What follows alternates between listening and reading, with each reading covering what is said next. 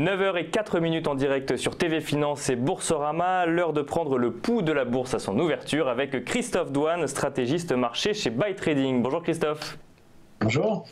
Alors à quoi est-ce qu'on peut s'attendre sur les marchés aujourd'hui? On voyait qu'il y avait une clôture en légère hausse vendredi. À quoi est-ce qu'on va s'attendre cette semaine, Christophe?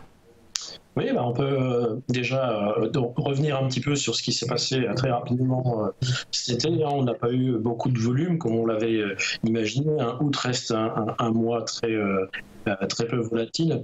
Là, aujourd'hui, on est à 5455. On vient ouvrir sur une zone avec une légère résistance. 5455, c'est une légère résistance. Mais en tout cas, si on venait à franchir cette résistance, en direction à nouveau des 5550, qui reste un point intéressant, en tout cas en termes de cible. On pourrait voir en ce début de semaine un repli sur les 5430, mais ils ont déjà été quand même un petit peu testés. On pourrait éventuellement venir sur 5430.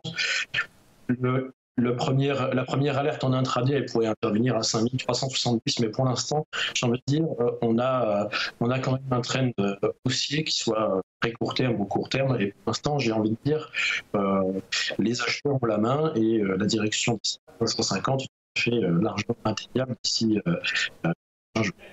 Alors ça c'est pour le marché français. Côté États-Unis, même constat du coup, des volumes plus faibles cet été, mais une hausse.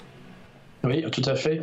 À contrario quand même des marchés européens, c'est vrai qu'on a des marchés américains qui sont très bullish, et on le voit notamment avec le Nasdaq et le S&P qui a rallié ses plus hauts et qui a même fait un record historique en fin de semaine.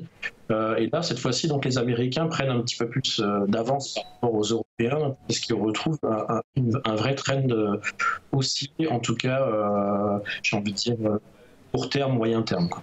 Donc c'est plutôt positif pour cette rentrée qui arrive bientôt. Est-ce que vous avez regardé un petit peu ce qui se passait ailleurs en Europe? Les tendances sont similaires ou pas du tout? Les tendances sont similaires du côté européen. Je vous dis, on a eu juste mi-août une petite alerte sur les matières premières qui a fait flancher un petit peu tous les indices, et on a vu d'ailleurs à ce moment-là revenir le CAC sur le point des 5280. Quand même, on a eu une bonne baisse dans la journée. On est passé de 5430 à 5290, donc il y a une grosse alerte.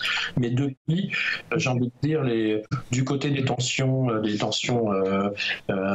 sino-américaines, c'est revenu, on va dire, sur un calme ou une tendance plutôt plate. Chacun s'est axé sur une partie de ses exportations. Maintenant, il y a un petit peu, j'ai envie de dire, le statu quo. Et puis, côté... La Chine lance quelques signes d'ouverture, donc du coup, on pourrait s'attendre à ce que ça se tasse ou ça se calme un petit peu dans les prochains jours, prochains mois. Enfin, on n'en sait rien, en fait. Oui, on sait pas trop, et puis j'ai envie de dire, c'est presque jusqu'à la prochaine crise de Monsieur Trump, mais ça c'est difficilement prévisible. Et puis on a eu Jackson Hole ce week-end, avec notamment un discours de Powell qui est très rassurant vis-à-vis des marchés, avec des hausses de coûts annoncées peut-être dès septembre et aussi sur décembre. Ce qui d'ailleurs donne une bonne dynamique au dollar aussi, évidemment. Donc une bonne dynamique au dollar, des marchés haussiers, une rentrée qu'on va suivre de près, mais qui a l'air de commencer plutôt bien. Christophe, merci beaucoup. Je rappelle donc que vous êtes stratégiste marché chez Buy Trading.